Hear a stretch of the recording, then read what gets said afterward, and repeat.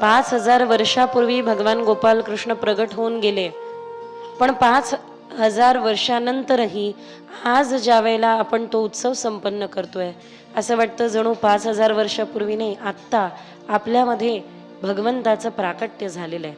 होतो ना अनुभव? हो ना. कारण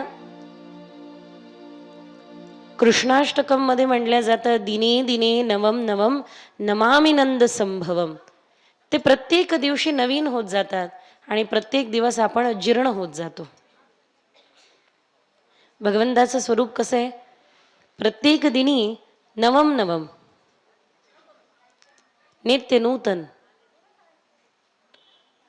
मी जर का तुम्हाला एखादा प्रश्न विचारला की गंगा नदी नवीन आहे की जुनी आहे, सांगा.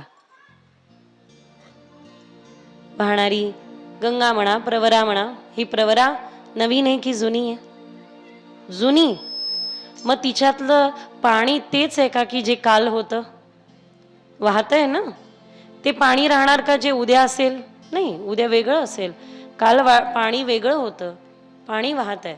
मग आता सांगा, प्रवरा नदी नवीन आहे की जुनी आहे? नवीन आहे. मग हजारो वर्षापासून भारतात वाहते आहे. आता सांगा, नवीन आहे की जुनी आहे? तर या प्रश्नाचं उत्तर आपण सर्वांकडे एक असेल की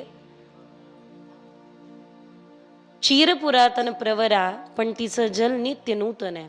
असे माझे श्याम सुंदर गोविंद नंद नंदन चिरपुरातन आहे, पण मात्र नित्य नूतन आहे. त्यांचं स्वरूप नित्य नूतन आहे. मोहिनी राजांचा शृंगार तुम्ही रोज पहा, वेगळा असतो. एकदा गुरुजी जी मोहिनी राजांची सेवा करतात, जोरदार टाळ्या वाजवा.